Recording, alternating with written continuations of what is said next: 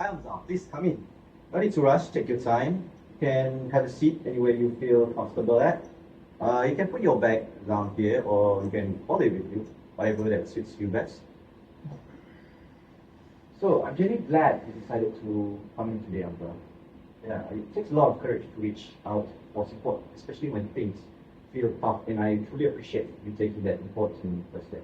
Before we dive into anything, I want to reassure you from the very start that this is a safe, private, and confidential space. Everything we discuss here stays strictly between us, and unless there's a serious and immediate risk to your safety or other safety, that will be my priority and your well-being as well. Is that clear and comfortable for you to begin? Yeah, that's understood. Great. So let's just start by gently checking in.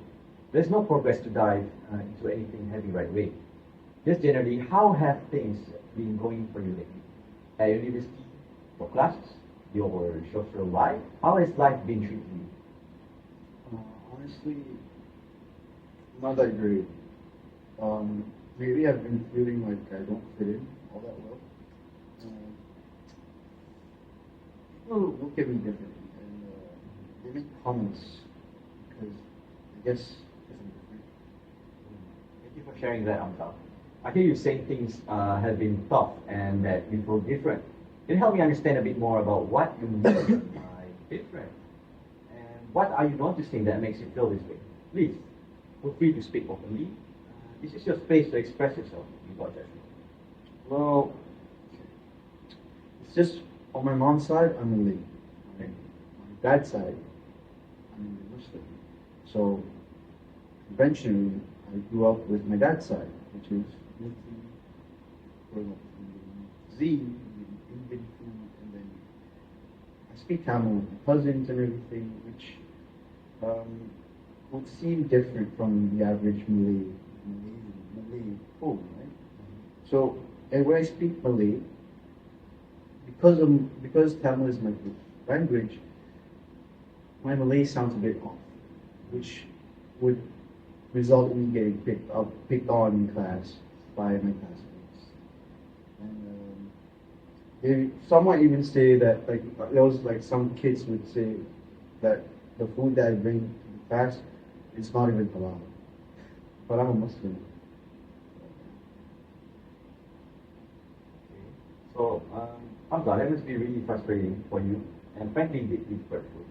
Because you feel like you've been questioned or judged by others because of your unique rich heritage. Sounds like you're navigating significant cultural misunderstanding, and yes, some subtle yet quite racism being seen there.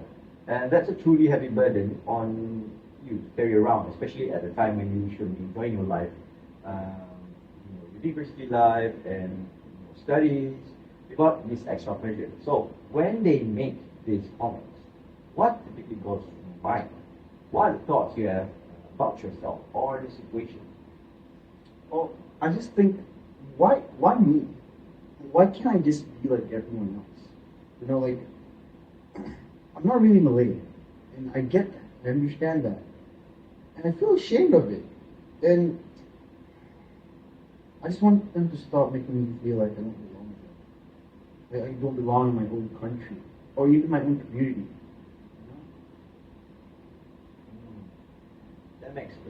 That's a very clear picture, Amzar. It's evident that what's happening isn't just teasing or minor comments. It's deeply affecting how you see yourself, your sense of belonging, how safe or accepted you feel amongst your classmates. This kind of experience can truly chip away at one's self-worth and confidence. So, can you tell me more about how this has been impacting your mood lately? For example, when you wake up in the morning, how do you feel about facing the day? And how has it affected your focus on studies, or maybe your overall self-confidence outside of this class? Well, I used to really love going to university. I was actually excited to be there, but now I dread going class. I feel empty. I feel like I don't want to talk in activities. I try to not answer things, even though I know the answers. I don't want to draw attention to myself because I feel like if I do, then it's just paved way for comments, for these negative comments that I would get from the classmates. And you know, like sometimes I stopped bringing my mom's cooking because I used to bring every day. I used to have food. My mom would give me food, and it's Indian cooking, right? It's Indian cuisines, and then I stopped bringing them. And I love my mom's cooking. My mom cooks the best food, and I can't bring it to class because I'll get judged because of the food, and because of this, I can't concentrate in class. Therefore, my grades are bad, and everything else is falling apart. So yeah, it's really exhausting being on my guard 24/7. You know, not just trying to avoid and trying to push back all the thoughts and arguments and comments that I get from these kids. Just that makes perfect sense. It sounds really draining. The comments of what they're saying to you. And yeah, these comments lead you to question of your own identity and sense of belonging. It makes you feel ashamed as if there's something inherently wrong in who you are. When we don't feel accepted or feel like we're constantly under scrutiny, it can absolutely spill into every single part of our lives, emotionally, socially, and academically. Just as you described, it's a natural and understandable response to feel drained, anxious, and unmotivated in such circumstances. Thank you again for being so open and courageous, sharing all of this with me. You've already shown a lot of strength just by being here and articulating these deep feelings and thoughts.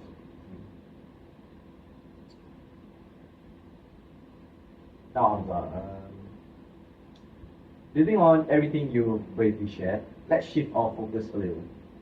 What do you have hoped to gain or achieve from these sessions with me? What's something specific you hope will change or improve for you as a result of our conversations, something that will make your university life feel more manageable and enjoyable? Well, I just want to be comfortable being myself. Like, not having to hide constantly, explaining every little thing, every little indifference that I have, the way I speak. And maybe I really want to be more confident talking in front of my class. You know, and not overthink every little thing that I have to say. That's all I want. It's very important to want to feel more confident and accepted for who you are. It's about reclaiming your authentic self and your sense of peace. We can definitely work towards that, especially if you take it step by step at your own pace and build on your strengths. So, let's try to break it down a little further. When you say you want to feel more confident, being yourself, what exactly does that look like to you in your daily university life? Can you paint a clearer picture or ideal scenario for that? Maybe I could stop hiding my food very much. I could bring my food without caring about the stares and comments and whispers that these kids and classmates give out during class, or just be confident in speaking the way I usually speak. Just be confident in my own skin. Not constantly self-editing myself, constantly like stopping and stuttering just to say a few words in the letter.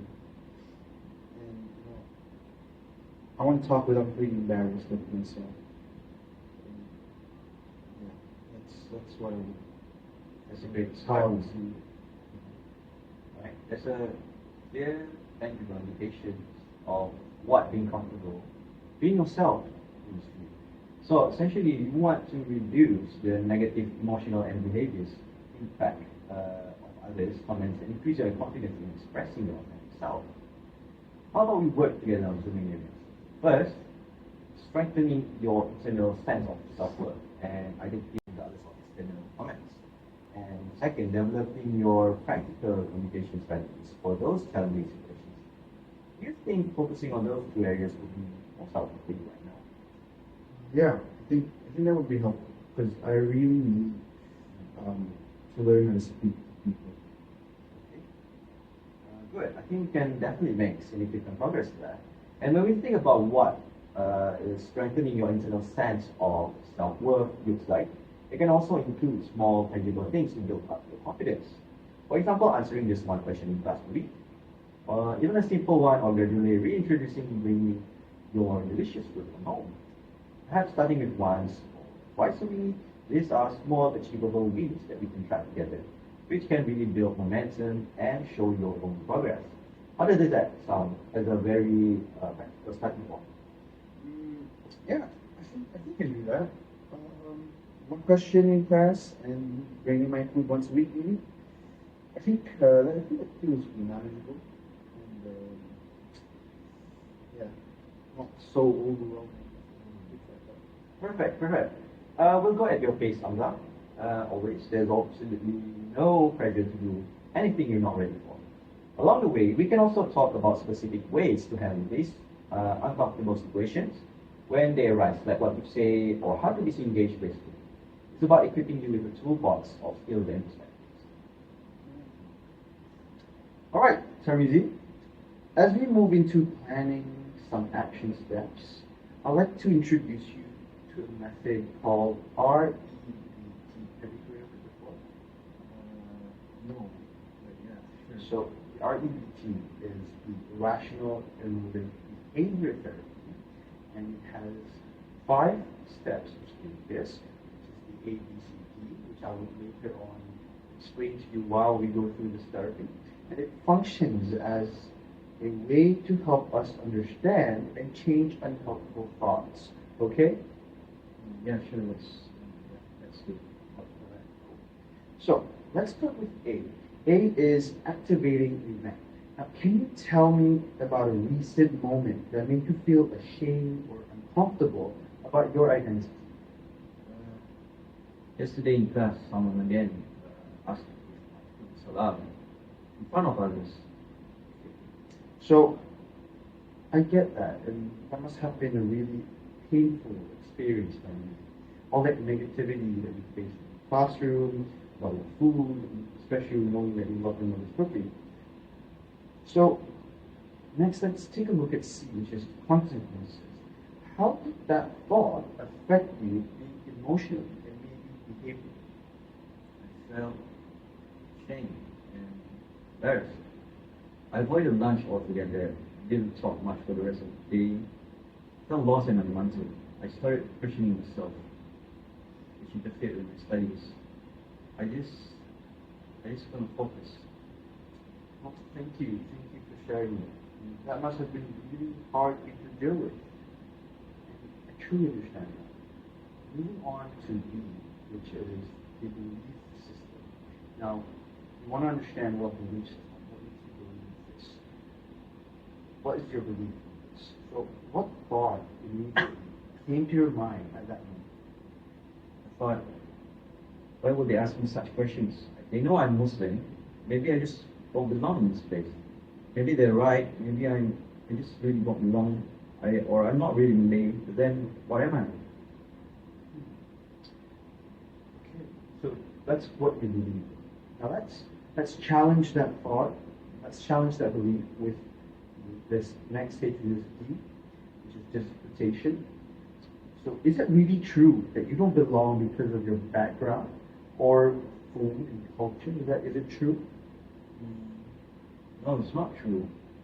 Food is halal. My background is a part of who I am. Just because they don't understand doesn't make me any less. Exactly. And you understand that what your food is, your culture, everything that has to do with you is totally fine. It doesn't make you any less of a human being, is that right? Yes, that feels right. I like that. So let's build an effective new belief together. How about their misunderstanding does not define me, and my identity is valid, and I have nothing to be ashamed of. Do you feel that? Do you feel connected to these new thoughts? Yes. Okay, so based on this new belief, what's one small step you can feel comfortable trying this week? I think I can bring my food home again. Maybe on Fridays, once for now. Okay, good. And if someone says something again, how can you respond while holding on to your new belief, the new to belief that you To say, yes, it's halal, and it's what I grew up in. I'm proud of it. Alright, that's great. That's actually great. Now let's revisit your goal about speaking in class. What irrational belief holds you back then? That people will laugh at my accent or think I sound weird. Is there let's take a look. Is there constant proof that everyone judges you, or could it be just an exaggerated threat?